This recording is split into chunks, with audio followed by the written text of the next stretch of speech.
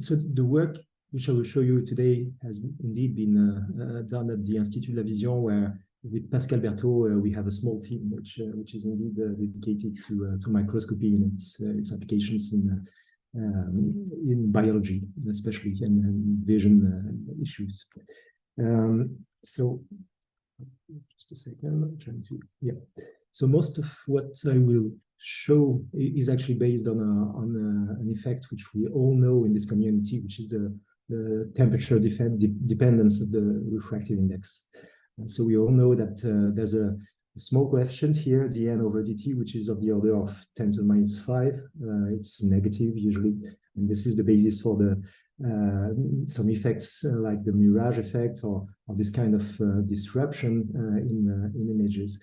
So the whole idea of my talk would be first to use these distortions to measure them and to try to deduce some information on the temperature. And as you will see, this is really related to what Guillaume Bafou presented last week. And the second part of my talk will be quite the opposite, to try to use temperature in order to try to shape the wavefronts. So let us start with this. So there are essentially two classes of technique to measure wavefronts and their temperature-induced distortions. The first one, which we use a lot in our lab, is digital holography, in which we have a reference wave which is sent on the camera at the same time as the wavefront that you're trying to measure to create an interference. And the second class of technique are called self-referenced. The idea is that you put a mask in front of the camera so that the wavefront is translated in an intensity pattern, which you can measure and from which you can deduce the wavefront. So historically, possibly the main the main mask to do this was the Schack-Hartmann, an array of microlenses. Now, increasingly, people are using modified Hartmann masks, which give much better resolutions. And this has really allowed these techniques to emerge and to grow in the recent years. And some years ago, my colleagues Pascal Berthaud and Marc Guillon came up with a slightly different mask to achieve essentially the same thing.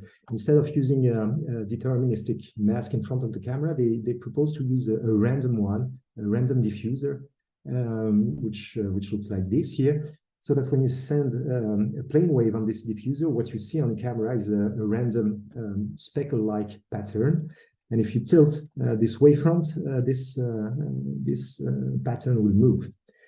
But if you distort it, and especially if you insert something which is essentially transparent, like a living cell here, you will see some distortions in this speckle pattern. And if you track these distortions, you can reconstruct the wavefront which induced this. So it's extremely simple. I show you here a simple picture of such a thin diffuser in front of a cheap Parallax camera. This is probably just a few hundreds of euros that's all it takes to build this kind of wavefront sensor. And some teams have even shown that you can do the same with a simple piece of Scotch tape. It's probably suboptimal, but it definitely works. So we have essentially two images of the speckles, a reference one and distorted pattern. And we calculate between these two images the displacement of each speckle grain. And integrating this, we get a phase image or a reconstructed wavefront. So essentially, we track these small speckle features to get the gradient of the phase. So to do this, Baptiste Blocher developed some very efficient algorithms, essentially Dumont algorithm, and now increasingly optical flow-based algorithms. And Teng Fei Wu has worked a lot on ways to unmix the intensity and the phase in these speckle images, which is not that easy, but it's essential. So he proposed a two-step algorithm to do this, which now works quite well. So just to give you an overview of the performances of these. We're kind of in between the Schack-Hartmann, which which works very well, but has a low definition because the micro lenses are rather big, and the modified Hartmann mask, which again Guillaume presented nicely last week. So we're kind of in between in terms of performance, but we're definitely simpler and possibly cheaper to implement. There are also some specific advantages to these methods. One of them is that you can multiplex, because this is a random pattern which you get on the camera. You can distinguish several patterns if you multiplex the wavefronts. And we have shown, this is a paper which has been submitted. We have shown that we can multiplex several wavefronts, up to tens of wavefronts simultaneously, which we acquire in a single shot. So our student Tessier developed nice algorithms. What you see is real-time screenshots of his program, which reconstructs from the speckle patterns the phase images here. So you have the phase on the left and the intensity on the right. Here you will see some defocusing here, which is actually not physical defocusing using the knob of the microscope, but really computing the reconstruction in different planes of the sample here, which is possible because we have both the intensity and the phase. So just to show you, I try to find some applications which are photothermal, which is the main theme of this seminar series. Some work which we did with the student Cheng Liu, which essentially is based on again ideas that Guillaume proposed some years ago.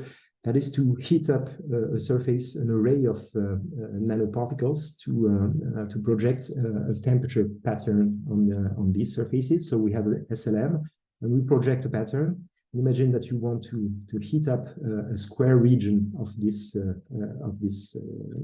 nanoparticle arrays.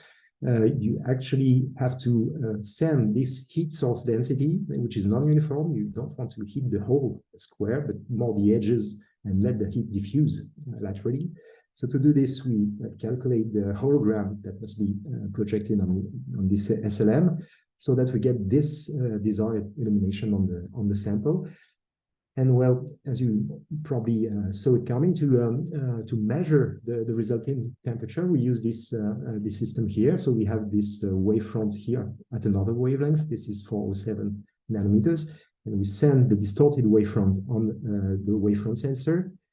And the idea is, of course, that the refractive index variation will distort the plane wave and will induce a wavefront which we can measure and from which we can deduce the measured temperature. So here's an experimental example. This is the heat sources for the square example. The illumination, which has some speckle, of course, we're using a laser. This is the optical phase difference that we measure with our wavefront sensor, and this is the temperature that we deduce from this wavefront distortion. So this one is quantitative in Kelvin. And just to give you a comparison, if we had just sent a full square onto this sample, so if we heat up the full square, we of course have a different temperature distribution, which is not flat on the if you do a cross section here in these images, you see that we have a non-flat temperature profile on this thing here. And yet another example in which we try to hit neuron shapes here. So if we want to heat up the soma of this neuron, this is the heat source that we need to apply. This is the temperature that we measure experimentally, and here it's fairly flat. 10 Kelvin was the target temperature in the soma of this neuron here. And here in the axon, we decided to heat up this axon by 10 Kelvin. Now, since we are looking at biological examples, we actually have a whole lot of them. So these are just phase images of living cells, human cancer HeLa cells, Chinese hamster ovaries, and the two at the bottom are cells which are present in the human retina. So these are phase images of of cells which are otherwise, if you use just an intensity, essentially invisible. So as discussed last week, these phase images are really a powerful tool to measure the dry mass. We measure essentially everything except water. And for instance, in this movie, you can see these cells going to mitosis here. And we checked, which is obvious, but deserved to be checked, that the mother cell has a mass which is actually the sum of the two daughter cells after mitosis, which is indeed expected. Yet another example of biological applications of these sensors. This is a collaboration with people at the Institut de la Vision, Sacha Reichmann and Louis Goro. I'm sure you heard about organoids. So these people just take a cell from a patient, they reprogram it into a stem cell, which in the right condition will differentiate into an organoid, which in this case, in what they're doing, contains all the cells of a human eye, a human retina. So their idea is that if you break this organoid into its individual cells, you might be able to sort the cells and, for instance, extract the photoreceptors, which then could be re-injected to the patient because they come from this patient, they have the exact same genome as the patient, so you can re-inject them with no risk of rejection. So this is very promising in terms of therapy, but currently the sorting of the cells which you want to use is done using fluorescent markers or magnetic particles, which of course is not ideal if you want to use them in humans. So we tried to identify these cells using phase imaging. And in this case, we started with something simple. We just have two types of cells, retinal progenitors and photoreceptor precursors. To make sure that what we did, we stained one of them with a red M-cherry fluorescent marker. So these are the phase images here. And this is the fluorescence image. So these red cells are just the precursors. And the idea is that using this, we can identify the cells and separate them into a yellow and the blue population in this. So if we take this image and sort the cells manually by their dry mass and their area, we already see these two populations quite clearly. But there's some overlap between the two, which might be a problem. So Anis used these images and the ground truth which we have using fluorescence to train deep neuronal networks, and he obtained a really interesting accuracy in the automatic determination of which cell is which.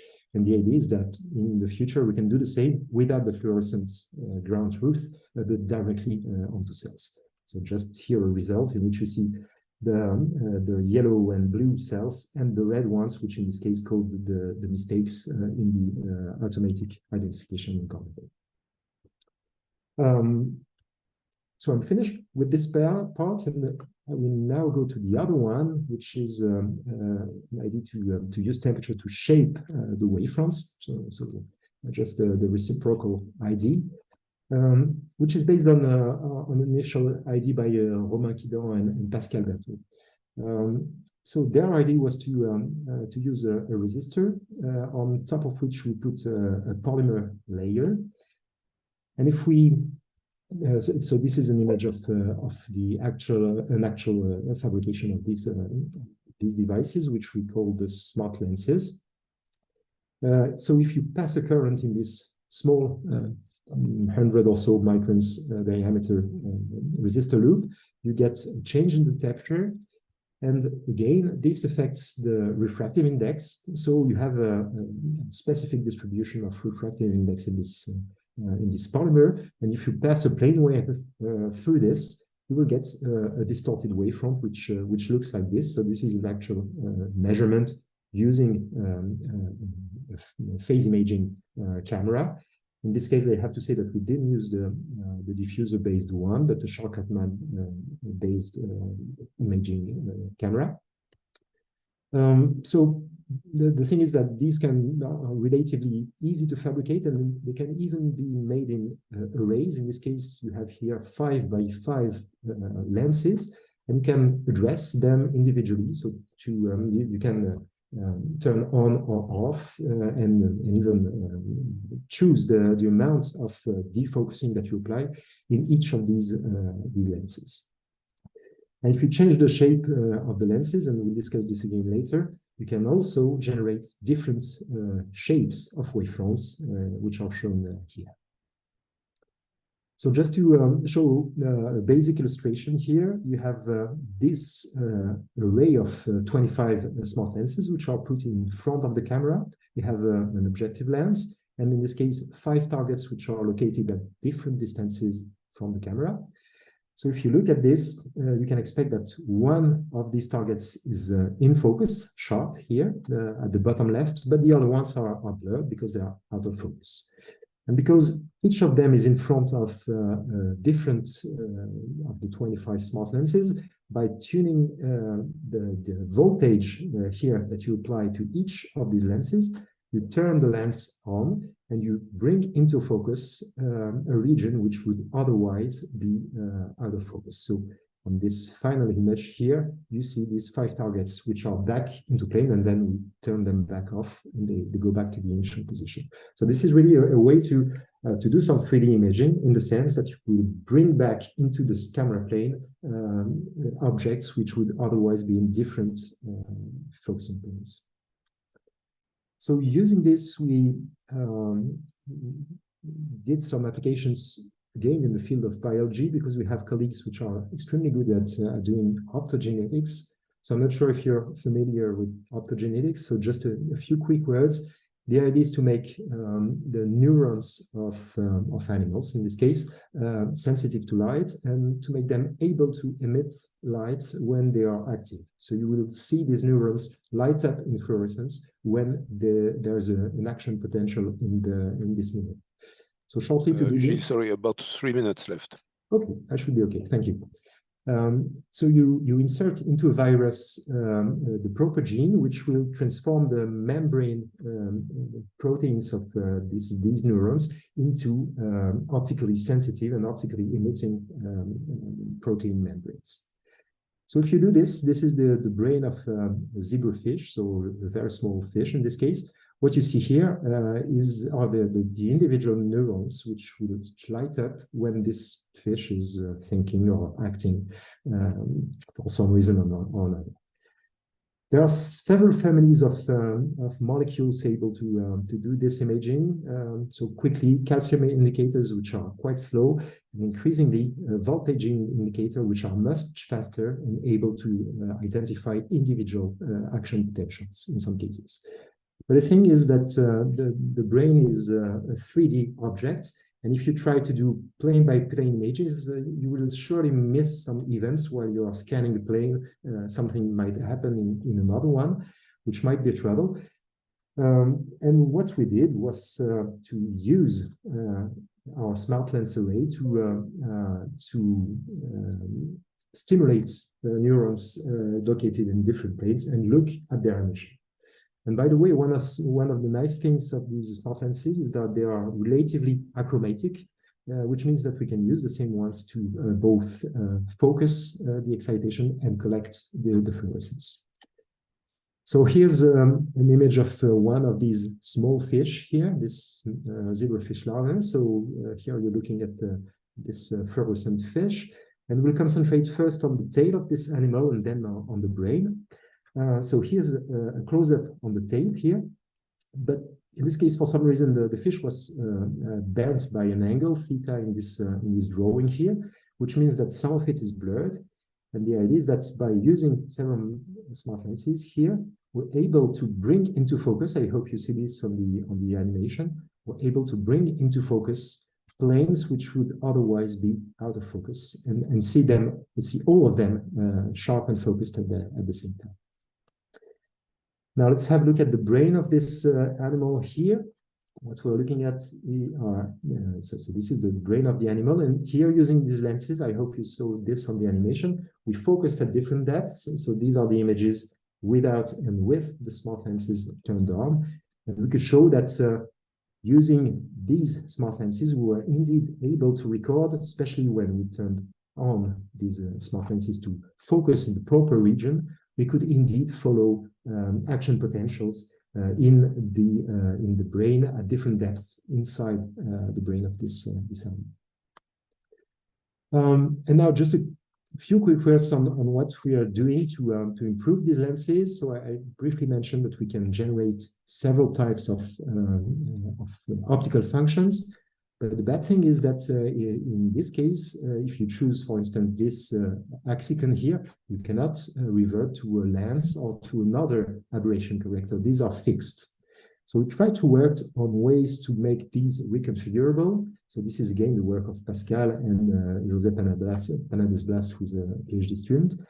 The idea is to have several resistors which we could address individually, so that we could decide to hit one or the other of these loops to apply different temperature gradients. So these were fabricated in the team of Romain Quidan by Nadia Roots in Zurich. So this is an image. We again image this with wavefront sensors. And these are images which we obtain when we light each of these 4 resistors here individually. So one by one, this is the wavefront distortion that we obtain. Again, images of these wavefront distortions in wavelengths on the left, and in temperature in kelvins on the right, when we turn off each of them individually. And then, well, the idea is to determine the best weight to apply to each of these individual patterns in order to generate the actual optical function that you want to use. So here are examples of positive defocus in the first column, the targeted wavefronts which we wanted to generate, and the result here at the bottom. So these, the last line here are experimental measurements. Positive defocus, negative defocus, so diverging or converging lens, positive spherical aberration or negative spherical aberration in the last 2 cases. And I'll finish with these, showing you that using these, we can, depending on the power that we apply on each of these chosen loops, we can go from a negative diverging lens to a positive one, up to a few tens of meters -1 dioptries.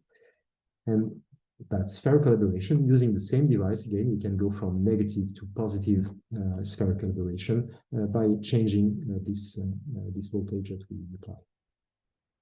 And the step we're working on right now is to put these devices, either matrices or individual lenses, hopefully reconfigurable, at the end of endoscopes in order to be able to do the same thing deep inside living tissues and inside animals.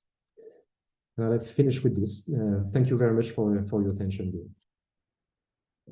Thank you very much. You can ask questions either in the chat or just raise your hand. Maybe before, while people are preparing questions, I can start with one myself. I was wondering whether you're using now these electrical currents to modulate the temperature and therefore the index of refraction. How about doing this optically by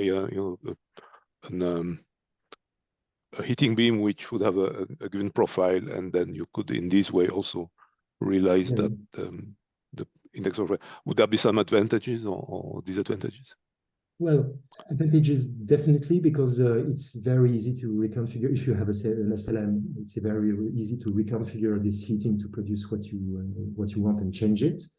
But I would say that instrumentally, it's probably much heavier to have an SLM and a whole optical setup when you can do the same with a simple resistor and power supply. So I guess it really depends on the applications that you have in mind. All right, thank you very much.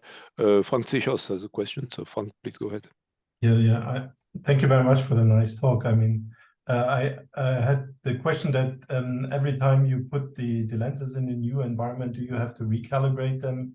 Because the temperature rise will depend on the thermal conductivity of the environment. I mean, it's true, yes. So in most cases, the moment we are using the lenses in a microscope, so outside of the living things, so that there's no such problem. We really have the desired temperature. But if we want to put this into an endoscope, this will definitely be an issue, yes. Something we'll have to calibrate and compensate. And the other thing, so the spiral array is essentially owing to the fact that you need some resistivity at least to heat, or why would a dot array not be preferential as compared to a spiral where you always have the cylindrical geometry? I mean, sorry, the array, I'm not sure I got it. Yeah, I was wondering, so you always have a kind of spiral for the wires you use for the heating. You always create a waveform distortion that is cylindrical in symmetry. I mean, okay, yes. And the question was, could you change that also to more dot arrays, but having the same size? I mean, like quite possibly, yes. Well, this is clearly something we haven't done yet, but I don't see any issue in doing this, except that the power that we dissipate, the reason we are using spirals is to have a sufficient resistance. We're using ITO to be transparent. Yes. So it's kind of difficult to find the sweet spot between the right overall resistance and the current voltages. That's the main constraint, I would say. Thank you. Thank you. Thank you. I don't see any other raised hands. We still have a few minutes for discussion if anyone has further questions. Yes, Subhasis, please go ahead.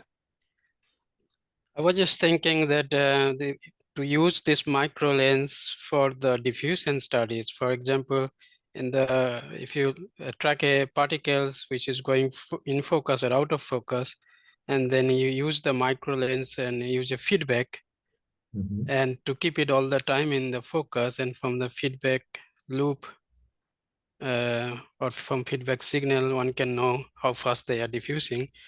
My question would be how fast this micro lens can be adjusted to bring it into the focus. Yeah, so it's an interesting point, and these are experiments which we did. In most cases, we use commercial variable lenses. We could do this with smart lenses, and to answer on the speed part, because this is thermal, the speed depends on the size. If you make a small lens, it will be very fast. We can go to the tens of milliseconds range, and if we have large lenses, it will take much longer. Yeah. So using small lenses, I'm pretty sure we could reach fast enough tuning to follow nanoparticles. Yeah, thanks. Thank you.